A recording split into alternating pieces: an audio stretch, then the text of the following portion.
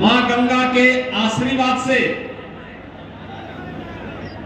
हम सबको आज इस सम्मेलन के माध्यम से आप सबसे जुड़ने का एक सौभाग्य प्राप्त हो रहा है। विकास की लगभग 500 करोड़ रुपए की परियोजनाओं के लोकार्पण और शिलान्यास, जिसके लिए हमारे माननीय जनप्रतिनिधियों ने अथक परिश्रम करके उन योजनाओं को यहां लेके आए हैं, उन्हें लोकार्पित और शिलान्यास करने का भी अवसर प्राप्त हो रहा है। और इस अवसर पर अनुसूचित जाति जनजाति के लिए केंद्र और राज्य शासन के स्तर पर क्या क्या योजनाएं चल रही हैं, इन योजनाओं के बारे में हमारे पूर्व वक्ताओं के श्रीमुख से आपको बहुत कुछ सुनने और जानने का अवसर भी प्राप्त हुआ है। भाइयों बहनों, हम सब जानते हैं समाज के मार्गदर्शन के लिए जब भी आवश्यकता पड़ी, ये समाज समरस समाज के रूप में बिना भेदभाव के उत्तर से दक्षिण, पूरब से पश्चिम एक भाव और भंगिमा के साथ कार्य करता रहा है।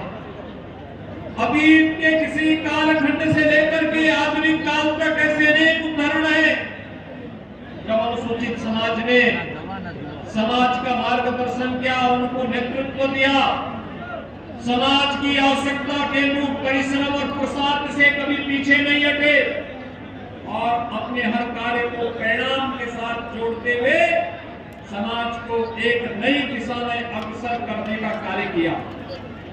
आज एक पावन पर्व है जब हमें महर्षि वाल्मीकि जी की इस पावन जयंती के कार्यक्रम के साथ अपने अनुसूचित समाज से जुड़े हुए बंधुओं के साथ इस महापंचायत के माध्यम से संवाद करने का अवसर प्राप्त हो रहा है।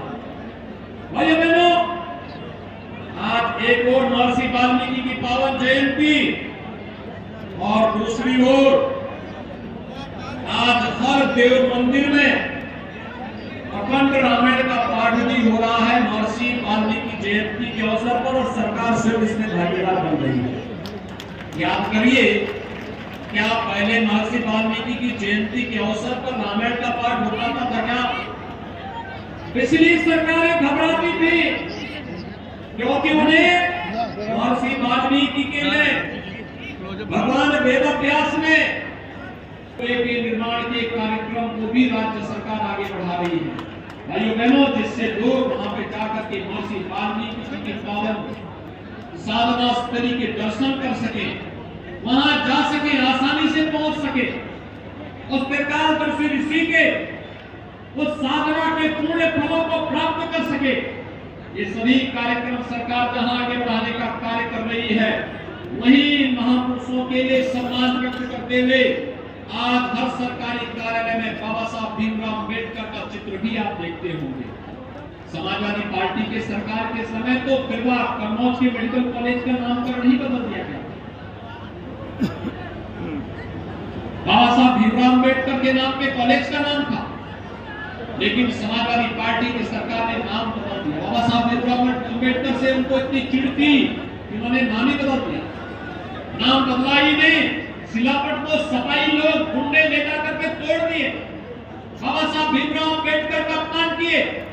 एक तरफ मोदी की 26 नवंबर के दिन को भारतीय संविधान दिवस के रूप में मनाने की घोषणा करते हैं, और संविधान दिवस के अवसर पर बाबा साहब भीमराव अम्बेडकर के द्वारा दिए गए संविधान के प्रति श्रद्धा व्यक्त करते हुए उन्हें भारत के सर्वोच्च सम्मान के साथ उनके प्रति कृतज्ञता ज्ञापित करने के साथ साथ इसमें तमाम प्रकार की डिबेट आगे बढ़ाई जाती है।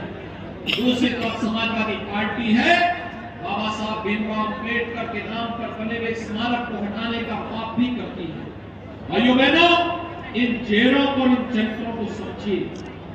ये लोग बोलेंगे कुछ और करेंगे कुछ, लेकिन यहाँ पर तो ये डबल इंजन की सरकार जो बोलती है वो करके दिखाती है, और ये करके दिखाने का कार्य शासन की योजनाओं में, शासन के द्वारा दी गई योजनाओं को आगे बढ़ाने में, हर गरीब को बिना भेदभाव के शासन की योजनाओं के साथ जोड़ने के लिए जो कार्य किए गए हैं, उसके परिणाम स्वरूप आज हम सब सबके सामने वह देखने को मिल रहा है।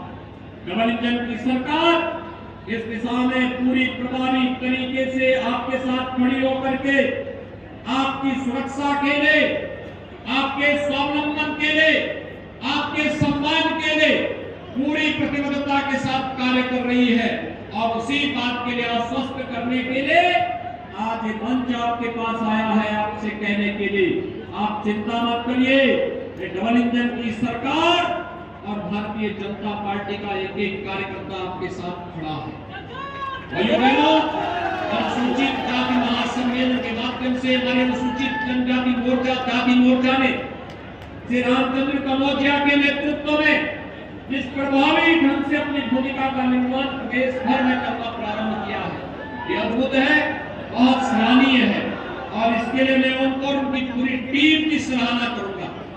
और भाइयों बहनों, मैं आप सबको आश्वस्त करता हूं, जैसे कानपुर कभी देश का सबसे उभरता हुआ नगर था, देश के अंदर 3 बड़े आर्थिक रूप से, आज मुझे बताते हुए प्रसन्नता है, जहां यहां पर 500 करोड़ रुपए की परियोजनाओं का शिलान्यास और लोकार्पण तो हो रहा है, लेकिन साथ साथ जो नई योजनाएं कानपुर के लिए बन रही है, मेट्रो कानपुर में भी प्रारंभ हो।